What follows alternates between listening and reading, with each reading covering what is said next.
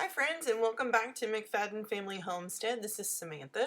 I'm going to give you a tour of what we've eaten this week for first week of Pantry Challenge, and at the end I'll give you a recipe tutorial of one of my favorite recipes. So you're seeing some French toast. That was our New Year's Day breakfast. These are breakfast burritos that we pulled from the freezer. We tried a new recipe this morning, these strawberry jam rolls with our home canned strawberry jam. They were absolutely fantastic. I'm definitely be making those again. I did not get a picture of every lunch that we ate this week. We were eating on some leftovers that we had from last week. This is some chicken from my homemade chicken Parmesan sandwiches. So that was really good on a chicken salad. And then several days this week we had turkey sandwiches and chips and pickles. It's a favorite lunch around here. We did go out for dinner one night this week. It was my birthday, so we did eat out. But what you're seeing here is some Mexican crock pot Mexican chicken that I make. I make quesadillas with that. This is hot dog chili. Of course, we use it for hot dogs, but the other thing I love to use it for is Cincinnati chili, where you cook spaghetti, you put this on top, and it acts as kind of like your spaghetti sauce with some shredded cheddar cheese and some fresh onion, and it's fantastic. It's one of my favorite things. This evening we ate honey mustard chicken. This is one of the chicken marinades that I got from Becky's website, from Acre Homestead. We absolutely love this. What was particularly good about this meal was that I did get an Instapot for my birthday, and rice, it just makes it worth buying an Instapot just for that alone. So now I'm going to take you along making one of my favorite recipes that is a standard in our house. It's called garlic pork tenderloin. What you're seeing here is I'm making the sauce that's going to go over top of the pork. We have, in that bowl, I actually squeezed some fresh orange juice. A lot of times I just use my Tropicana that I drink, but I happen to have some oranges, so I went ahead and I put some fresh squeezed in there, and this is soy sauce that you're seeing. And there's also whole grain mustard, there's honey, there's rosemary, and there's olive oil. So all these things, it's a 1/4 cup of soy sauce. It's 2 tablespoons of orange juice. And I've made this so many times, like I just eyeball a lot of this stuff, but this is 2 tablespoons of the whole grain mustard. And that's the orange juice right there. So it's 2 tablespoons of orange juice. This is rosemary. It's a tablespoon of rosemary that's going to go in there. And I kind of squeeze it a little bit and kind of break it up to release the oils from the dried herb. So that's going to go in there. And it's a lot of rosemary, and you're probably thinking, well, that's a lot of texture for this. This is going to be 3 tablespoons of olive oil. But I actually will end up straining this when we get to the part where we reduce the sauce. I strain a lot of that stuff out so that the sauce that goes over the pork is nice and smooth. And this is 4 eyeballed tablespoons of honey. And I do like to get local honey. I hated honey like my whole childhood. We only had the honey that came in the little bear, and I thought honey was the most disgusting thing in the world. And then I had like actual fresh local honey when I was like 30 years old, and it changed my life. I absolutely love honey. Wouldn't have it any other way. So I'm just going to whisk this up and get all that stuff to come together.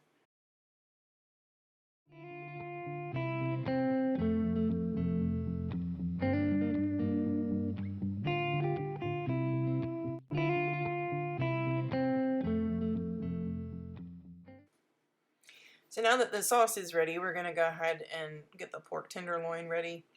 This is really one of my favorite cuts of meat. Well, I really love beef tenderloin, but you know, if you can't have beef tenderloin more than once a year, pork tenderloin is it's a close second.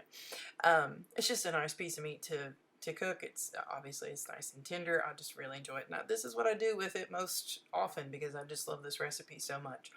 So you need to slice the garlic kind of thin. In just a second, we're going to kind of cut a few holes in the pork, some little slits in the pork, and then we're going to slide the garlic pieces in there to help flavor our meat as it cooks.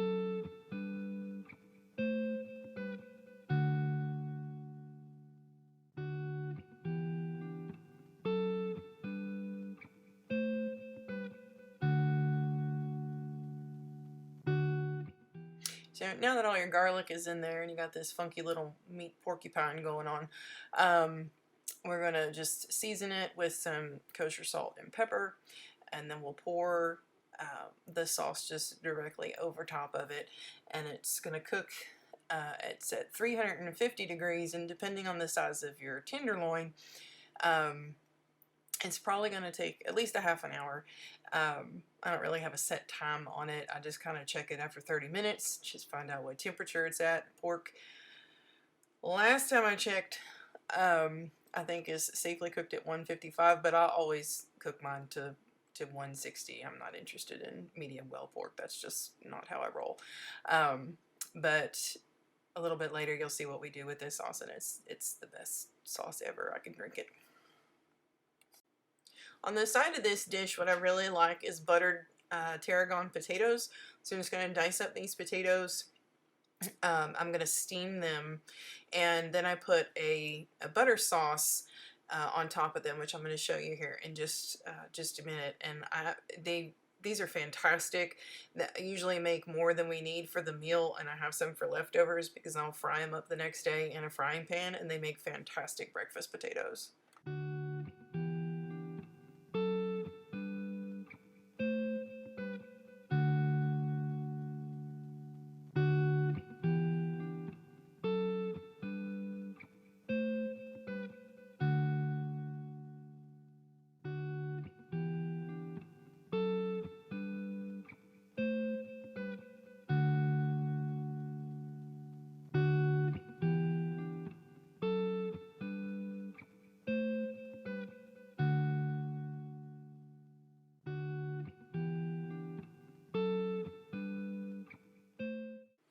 So this is the butter sauce that I'm going to put on the potatoes. I usually make about 5 or 6 potatoes, 6 or 7 maybe, depending on their size. There's 4 of us in our family, so we're feeding 4. I always do a stick of butter. Again, I just kind of eyeball things, you know, maybe a teaspoon and a half of salt. It is salted butter already, but potatoes love salt. So I did put some black pepper. This is garlic powder, a little bit of garlic powder that's going in there. Probably not even a half a teaspoon.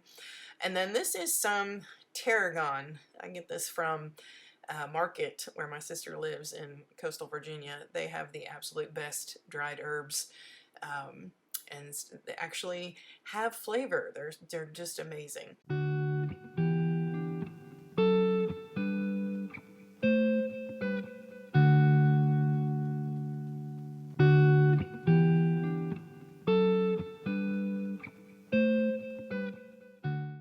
So now the pork tenderloin is cooked all the way. It's up to temp. We're going to put it on a plate. I'm going to put some tin foil over top of it to just kind of let it sit there and rest for a little bit. And then I finish everything else. This is where we make the sauce, and we butter the potatoes, and we get everything ready to go. So you can see I've got a fine mesh strainer on this pot that's here at the front. And this is not a good camera angle. There wasn't really a good way to pour this in there. But I really want to get even the mustard grains and the rosemary and stuff all strained out of there. I just want that really rich and delicious sauce without all that texture. It's already been flavored with all of these things, so it doesn't have to hang out in there anymore. So I really kind of press that stuff so that I can get every bit of liquid goodness out of it. And I'm going to reduce this sauce. By half would be great, but this particular evening I did make it a little thinner than I normally do.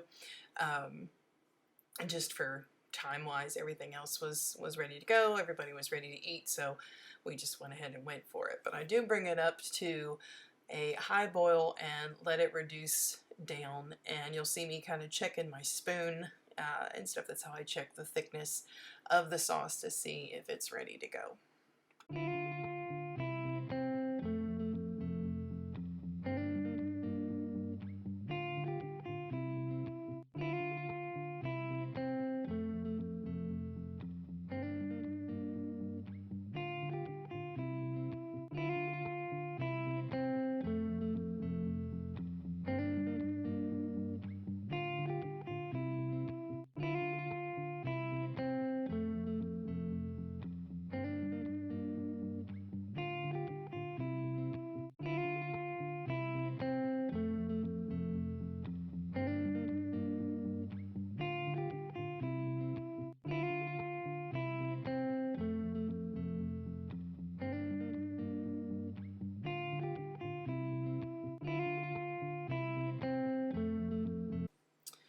Okay, now that the sauce is reduced down, you can see it's a little bit thicker. It looks a little bit more syrupy than it did before.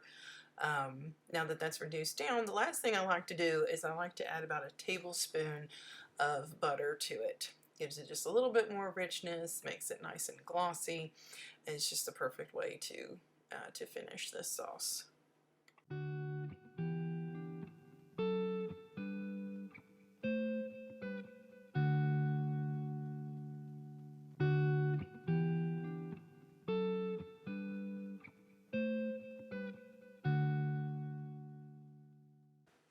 Alright, last thing to do is just to get the meat sliced up and ready to serve.